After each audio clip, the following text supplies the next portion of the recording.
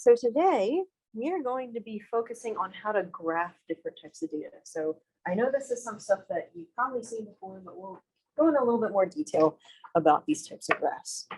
Before we start, who remembers the two types of data that there are? I'm trying to remember names. I want to say Jason. Okay, good.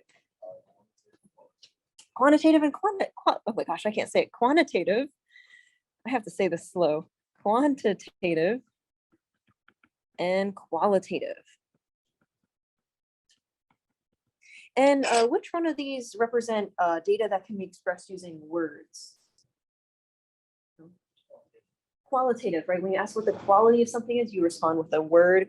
So qualitative was like the word responses, and quantitative was like a number, right? Okay. In this first section, section 2.1, we're just going to be focusing on qualitative data or anything that can be expressed using words. Okay, so any sort of graph that involves words. Okay, before we do that, we have some definitions to go through. First is frequency, right? Frequency is the number of times that something happens, right? So if you're asked for the frequency, it's just how many times does this happen? And because we're talking about frequency, we have this thing called a frequency distribution. And what a frequency distribution is it's a tally chart. That's all it is. It's just a fancy name for a tally chart. Let's do an example. Here we have a bunch of credit cards for the past 50 customers. I want to do a frequency distribution for each type of credit card. Okay, so kind of like a tally chart. How many times do we see MasterCard up here? I'm kind of slow at counting.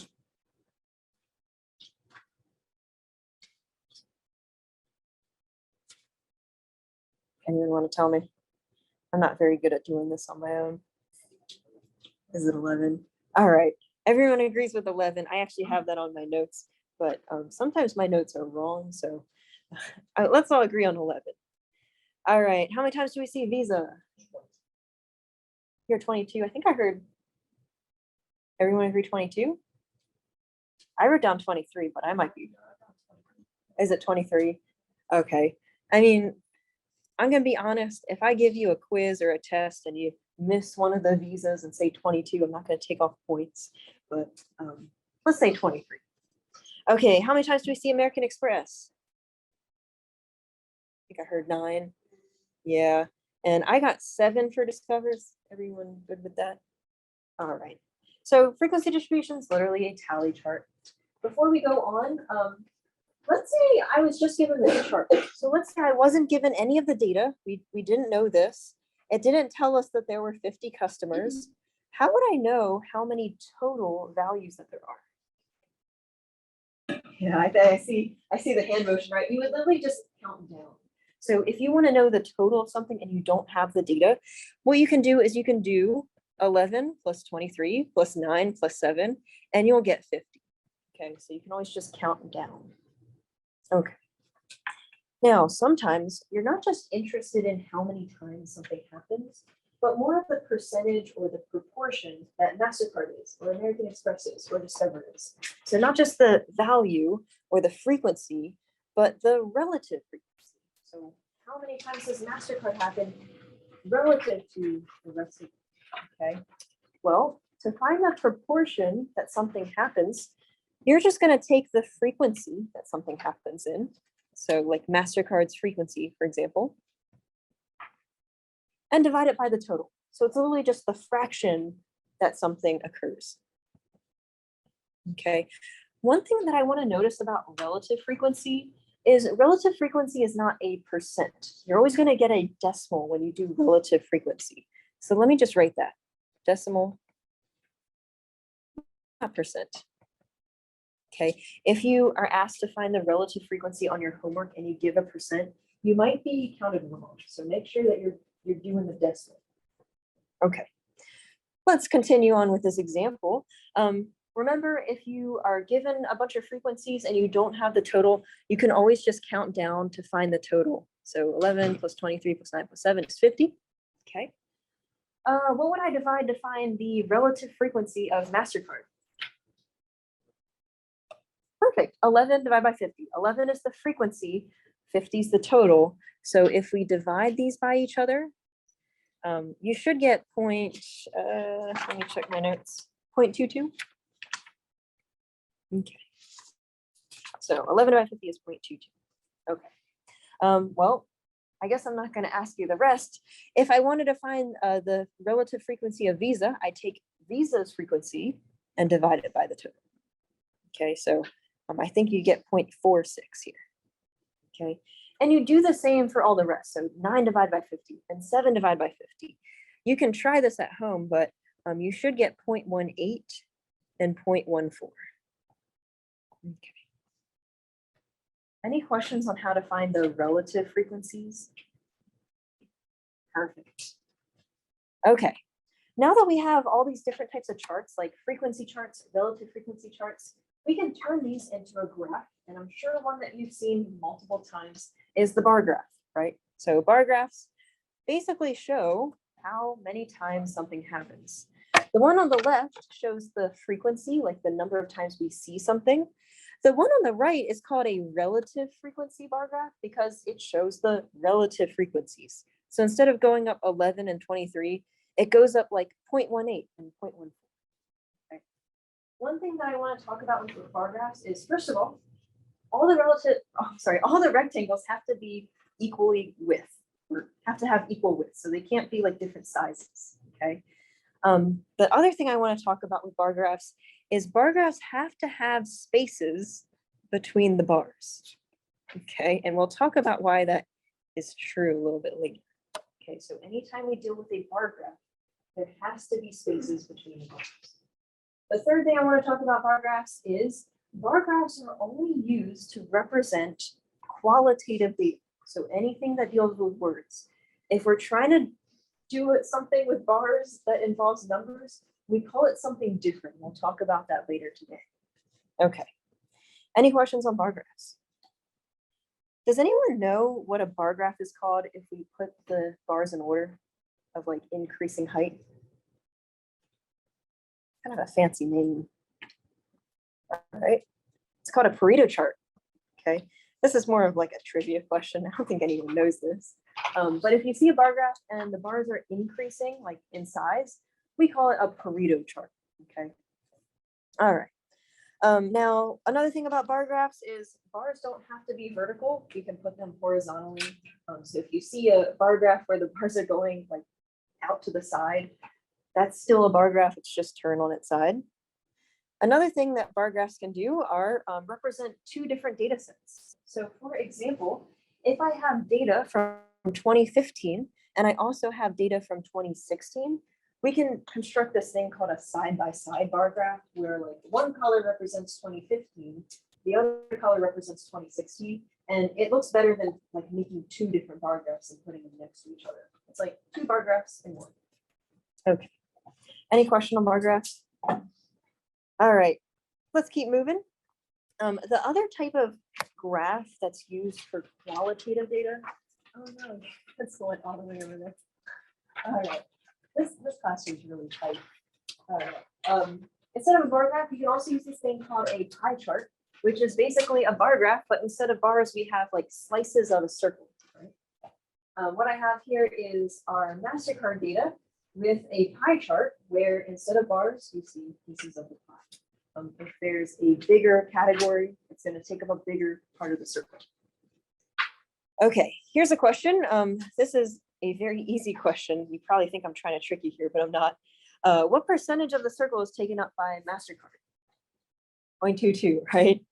0.22 or 22% is taken up by MasterCard, okay? I'm gonna ask you something a little bit harder. Okay, let's say instead of wanting to know the percentage of the circle that's taken up by MasterCard, I wanted to know the angle in the circle that represents MasterCard. How do I make that angle? This is a little bit harder, isn't it? Okay. Oh. That number multiplied by 360. Perfect. And what's 360? What's special about that number? Yeah, 360 is the total number of degrees in a circle. So if you ever forget what that number is, I feel dumb making this reference every time, but I find it hard to remember 360. If you ever forget, just think about that song that says, did a full 180, and you like go this way, and then you do it again, you get 360. So two 180s make a full circle, which is 360. Okay. So if I ever wanted to know the angle in the circle, I want to find 22% or 0.22 of 360, right? Because 360 are the whole number of degrees in a circle. Of always means multiply. So if you just do 0.22 times 360, you'll get, which I can't do in my head, 79.2. So if you ever wanted to find the degree in that circle, it'd be just multiply it by 360. Now, one thing about this question, I'm probably not going to ask you this on a test or quiz, okay? But I think it's kind of fun to know the angle. Okay. Any question on representing qualitative data? All right, let's keep on going. We're going to go to another section. Okay. In this section, we're not dealing with qualitative data anymore. We're dealing with quantitative data. So any data that can be expressed using numbers, not words. Also have different graphs that we can use to represent, well, how many times that they occur. With quantitative data, we can also use tally charts, but they're gonna look a little bit different, okay? So frequency distribution, remember, is that term we used for a tally chart. But we have to do a little bit more work to create a frequency distribution when we're dealing with a bunch of numbers. The reason for this is because there's no distinct categories for quantitative data. It's not like we have categories like red, blue, green, or tall, short, or something like that. It's literally just a bunch of numbers and we have to figure out what the categories are. Now, special name for the categories, classes, okay? So whenever we make a tally chart, we'll put the classes to represent the rows, and then every time we see the classes is the frequencies. Okay, so classes are kind of like a range of numbers that we're going to group numbers into. Okay, so like 50 to 59 is a class, 80 to 89 is a class. Okay, a little bit more terminology here. Let's focus on the first numbers in the class, like 50, 60, 70, 80, 90. All the beginning numbers that represent like the first number in each category is going to be called the lower class limit. Okay, and that makes sense because, well, in each class, it's kind of like the limit, like the lowest number or the limiting number in that group. And it's the lower one of them. So 50, 60, 80, 90, those are the lower class limits. Okay. What do you think the second numbers are going to be called? Like 59, 79, 99? Upper class limits, right? Okay, so the other numbers are the upper class limits. Okay, so that's just some terms that we use. We'll be throwing those around a little bit later. Okay, now sometimes we want to know like how big a class is. So like, what's the distance between 50 and 59? Or how many numbers are between 70 and 79? Things like that. Whenever we're trying to figure out how big a class is, we're going to call that the class width. So how wide is the class? Okay, and there's a way we can go about figuring that out. Okay? Technically, the best way to figure out what the class width there is doing this. We're going to take two consecutive lower class limits. So for example, 80 and 90 are both lower class limits and they come right after each other, okay? If you take two consecutive lower class limits, 90 and 80, subtract them from each other, that gives you the class width. So each of these classes are about 10, okay? Now, did I have to choose 80 and 90 here? No, right? I could have chosen, for example, 70 and 80, right? And done 80 minus 70, but that would also give me 10, right? I could have done 50 and 60, and that would also give me 10. Could I have done 50 and 80? No, what's wrong with that? They're not consecutive, right? So for things to be consecutive, they have to come right after each other. As long as you choose two lower class limits that come right after each other, those are the two things you subtract to get your class width. Any question on classes? All right. If you flip the page over, I have another frequency distribution that has classes and the frequencies that they occur in. I'm going to give you like 1 minute, and I want you to figure out what the class width is. All right. What's the class width? 5. Good. And how did we get 5? What two numbers did we subtract? Any of the lower ones, right? So maybe some of you did 15 minus 10 to get 5, but you didn't have to do those two. You could have done 5 and 0, right? So any two consecutive lower class limits, if you subtract them, you'll get the class width. All right. Any questions before we move on? Nice. I think we're experts on class width.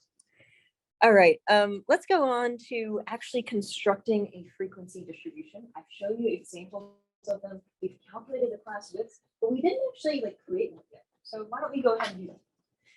The steps to doing this, you don't have to follow these steps. I kind of just wrote them out because sometimes it's good to have a step-by-step approach. The first thing you're going to do is you're going to choose a class width. Now, you're not really going to choose it because in every question in this class, I'm going to give you what the class width is. Okay, so you don't have to worry about what the class width is. Okay, next, you're going to choose the lower class limit for the first class.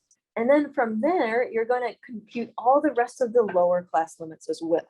Okay, after you do the lower class limits, you're also going to compute the upper class limits. Okay, and then you're going to do the frequency calculations. That doesn't make any sense. Let's do an example and it'll make more sense. All right. Here we have this example that I feel really bad for putting on this class because it's a very big example. We have 65 different data points. Let's say we want to do a frequency distribution for this example, okay? First thing I want to do is create my classes. And to do that, I need to come up with a lower class limit for all the classes. I also need an upper class limit for all of my classes, right? Let's start with the first one. What do you think the lower class limit for my first class should be? See some zeros, right? 0 is always a good number to start with because first of all, it's easy to work with whole numbers, right? And also it looks like the lowest number is like 0.2 something. So having it start at 0 is probably a good idea. Now, I think step 3 in this list of steps says, once we come up with the lower class limit, we can compute the other lower class limits. Now, I didn't read the question because I'm a bad teacher here. The question told us what the class width was. It says use a class width of 1. Okay. If the class width is 1, what do you think the lower class limit for the second class is? 1, right? Because I'm going to take my lower class limit, I'm going to add the class width. The next one has to be 1. Okay. All right, well, then the other one has to be 2, right? And then 3, 4, 5, and 6.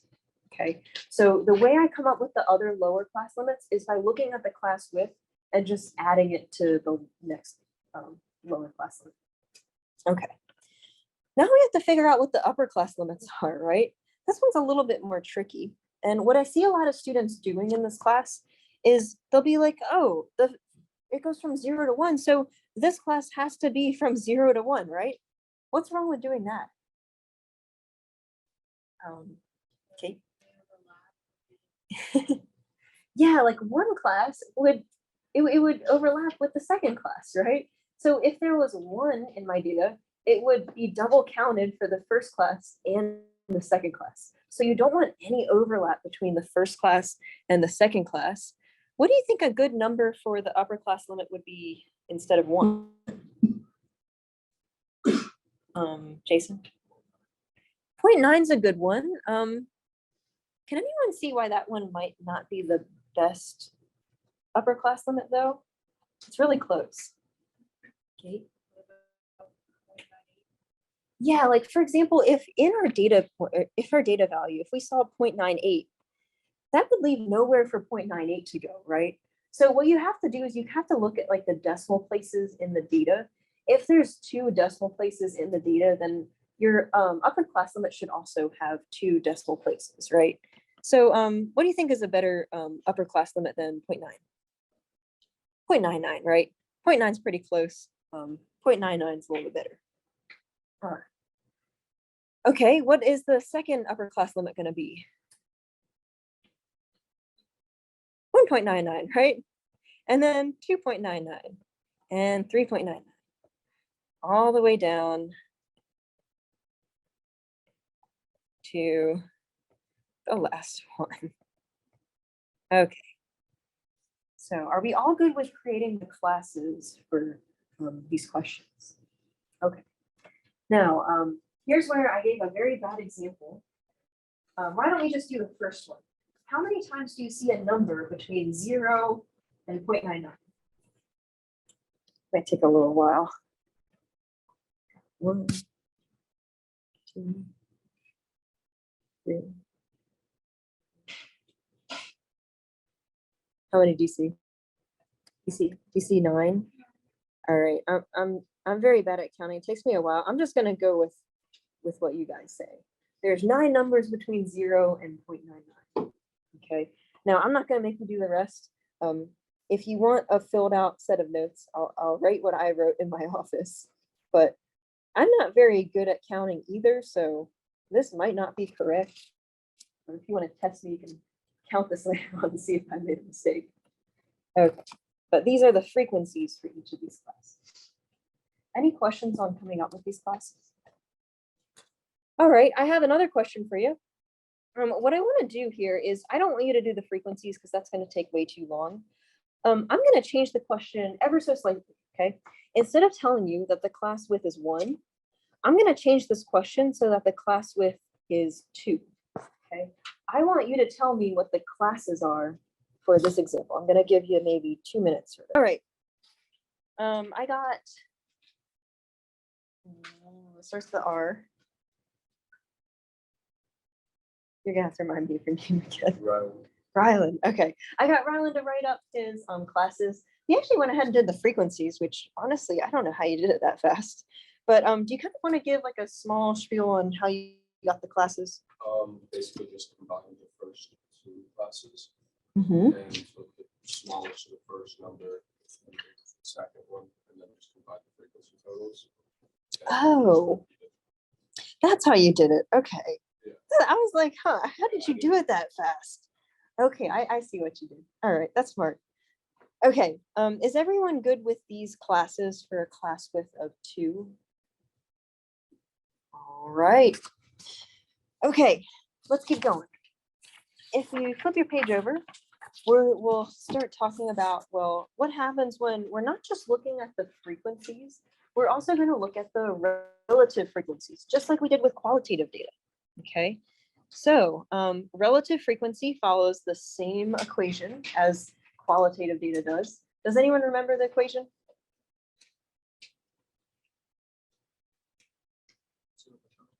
Perfect. Frequency over total. Okay, so it's literally the percent or proportion of each of the classes in the data set. Okay. Okay. So let's go back to this example here. Who remembers to find how to find the total number of values looking at a frequency distribution?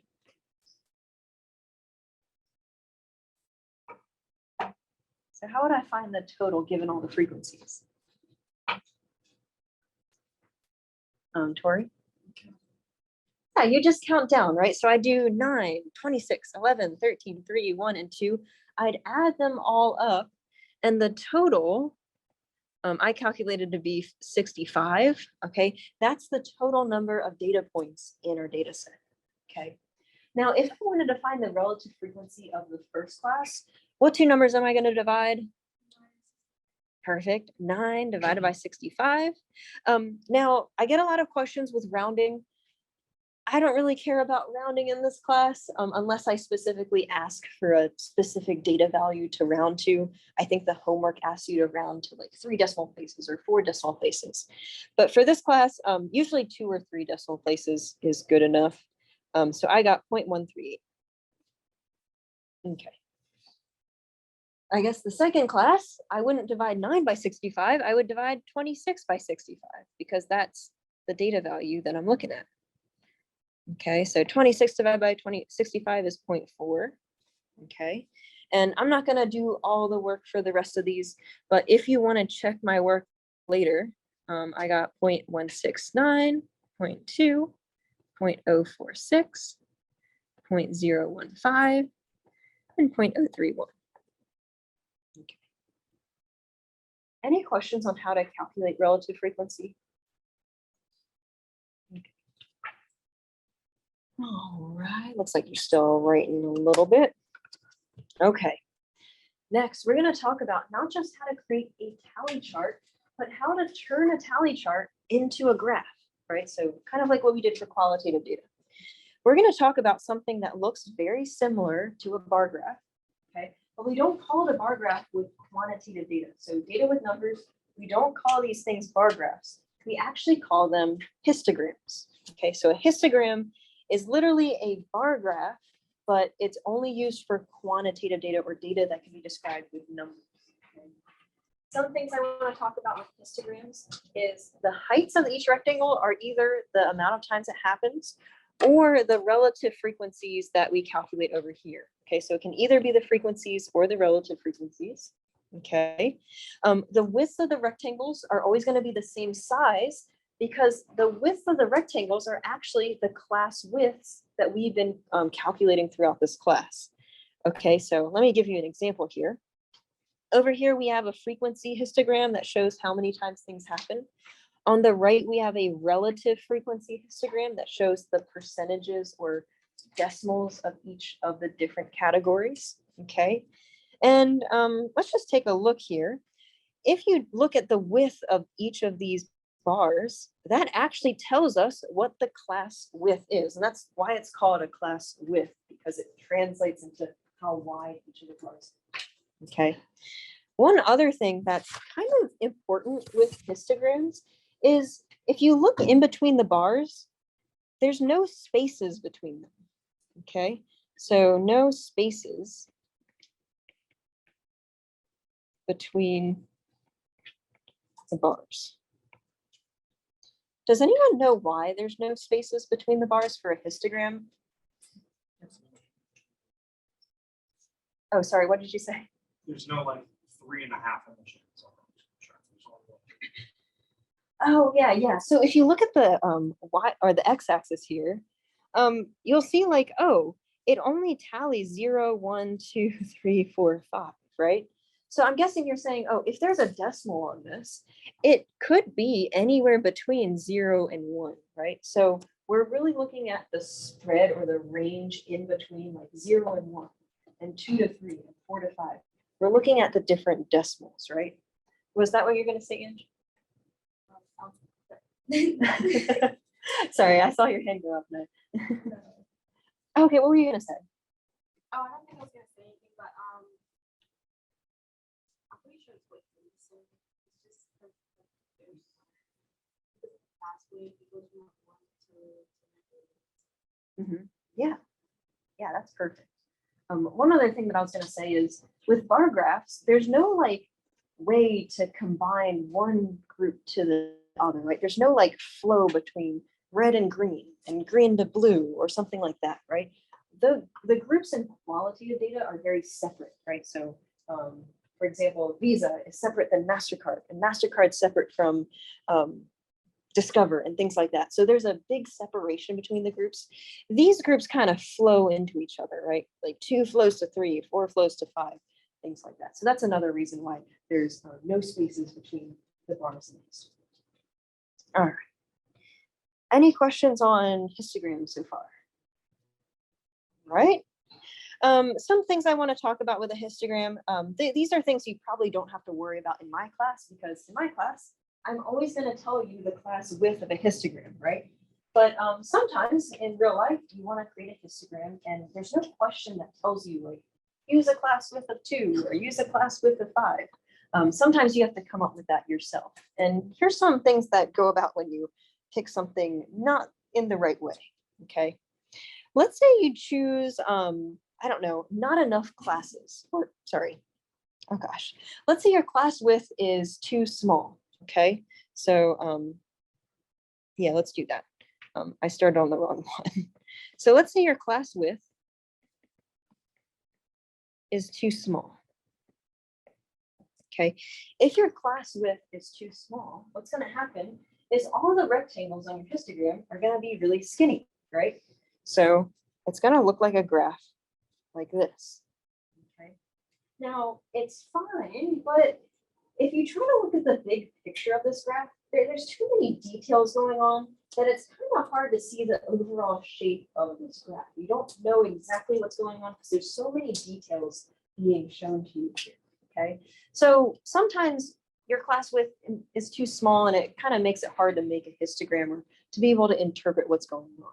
Okay, on the other hand, if your class width is too big, okay, so class width too big, your rectangles are going to be really wide, right? You're going to have really wide rectangles and not that many of them. Okay, so the graph on the right kind of shows something where the class width is way too big. Now, it does show like general trends, like the graph definitely is going down, but you're kind of missing out on a lot of the details going on with this graph. Okay, so it's kind of important to choose a class width that's in the middle where you can see all the details, but it's not too detailed that you can't tell exactly the general trend of what's going on. Okay, so histograms class width, it is kind of important to choose, but you don't have to worry in this class because I'm always going to tell you what the class width is. All right, any questions so far? All right, let's keep moving. Some other things about histograms that we want to talk about, okay? Let's take a look at this frequency distribution here. We have age and gosh, the number of deaths that happen for age. That's kind of morbid. All right. If you take a look at these classes, they look totally fine, like 25 to 34, 75 to 84. But when you get to the last one, we have 85 and older, right? So 85 and older isn't really a class. It just says one thing, that's the lower limit, but it doesn't give us an upper limit, okay? This class is an example of something called an open-ended class. It's open-ended, right? There's no end to this class, okay? Do you think we can make a histogram with open-ended classes? See, wishy-washy. It's like a mixed batch here. Let me show you an example of, well, what I would do if I were to make a histogram with this, okay? So I would set up my axes. I would have bars that represent the first part, like 15 to 14, 45 to 64, 75 to 84, things like that. Once I make the bar for 85 and older, I would know where to start, but I wouldn't know where to end, right? So this bar would just keep going and going and going and going and going and going, right? There would be no end for the last one. Okay, so when you have an open-ended class, unless you do something funky with the graph, you can't make a histogram with open-ended classes, okay? It happens, but unless you do something weird, you can't make a histogram with this. Okay. Any question on open-ended histograms or data? Okay. All right, little quiz from last week. Who remembers the two types of quantitative data? So data that can be represented in numbers, there are two types of them. Anyone remember the two types? One starts with a C. Heard it, continuous, right? Continuous is one of them. Does anyone remember the other one? Discrete, perfect. We got discrete and continuous. Which one of the two can represent numbers that can be written as decimals? Continuous, right? So continuous can be represented as a decimal. So like 1.7254, continuing on, that can be a continuous example of a data. discrete data can only be represented using counting numbers, right? So 1, 2, 3, 4, 5, 6, 7. Okay, so that's kind of the difference between continuous and discrete. Okay, so far we've only been really dealing with continuous data, right? We've been dealing with a lot of decimals, and we've been coming up with like distributions and histograms with things that can be described using decimals. When we're dealing with discrete data, sometimes we can kind of cheat making a histogram. Okay, so sometimes you'll see this, and I don't want you to be confused when you see something like this. With discrete data, like for example, the number of children you can't have 0.5 of a child, right? Sometimes instead of making a big histogram with all these classes, we can make kind of a fusion between a bar graph and a histogram, right? It looks like a histogram, but it's kind of set up like a bar graph where wherever we see 0, we have a bar.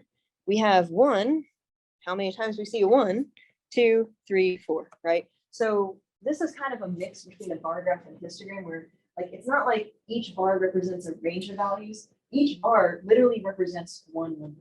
Okay, so if you see something like this, don't be like, I don't know what type of graph this is. It's kind of just like a mix between a bar graph and a histogram. People do this because it's easier. All right. Any questions before we move on? All righty, let's flip over the page. In this class, we will mainly be dealing with histograms. We will be seeing so many histograms in this class for pretty much the rest of the semester. And because of this, we see a lot of different types of histograms. So the types of histograms that you'll see have different shapes. They'll look a little bit different. They'll even have different colors, which is nice. Let me tell you the different shapes that you can see here, okay? The first one is the easiest, okay? If you can draw a line straight down the middle of a histogram, and the left side is almost exactly the same as the right side, so it looks like a mirror image of each other. It doesn't have to be perfect. We call it symmetric. Okay, so this histogram is symmetric because if I drew a line down the middle, it's not like one side is too different from the other side. They're almost like mirror images of each other. Okay. Now, there's other graphs that aren't very symmetric. For example, this middle one in the red. This one, it looks like most of the data is on the left side. And if you look kind of closely, it looks like there's this long tail that comes out to the right. Okay, kind of like a weird tail hanging off. If you see a graph that looks like this, where most of the data is on the left and there's a long tail coming off to the right, we call it a skewed graph. So it's skewed. And it's skewed to wherever side the tail is going to. So this one is skewed to the right. Okay, now I know it's confusing because you see all the data on the left. It's very tempting to say it's skewed to the left. Wherever the skew is going is where the tail is going. So if the tail is going to the right, it's skewed to the right. Now the blue graph, this one looks a little bit less skewed, but there's definitely a tail going to the left here, right? Has a little tail coming off. This is skewed as well, but it's skewed to the left. Okay, so this is something where you have a tail on the left, you say it's skewed to the left. Any questions on skewing with graphs? All right. Then one other thing I want to talk about is mode. Okay. Does anyone know what the word mode means? You might have, oh yeah, Kate. Perfect, right? If you have a data set, we'll talk about the mean and the median as well. The mode is the number that happens the most, right? And if you look at a histogram, the mode happens when there's a peak because that's when something happens the most. So this peak here is actually called a mode, okay? And since this graph has one peak, we call this graph unimodal. Okay, so uni means one, like if you ride a unicycle, it has one wheel. Unimodal is one mode. Okay. Now the graph in green to the right definitely does have something that happens the most, but it seems like there's two obvious peaks here, right? There's a peak to the left and a peak to the right. This has two modes, right? And because it has two, we're going to call it bi, like If you ride a bicycle, it has two wheels. Bi means two, bimodal. Okay, so if something has one peak, it's unimodal. If it has two peaks, it's bimodal. All right. Any question on the shape of a graph? All right. Well, this is where I left off in my last class, so I'm gonna let you go. All right, I hope you have a great rest of the day. I will see you on Wednesday. We'll go over some quiz stuff on Wednesday too.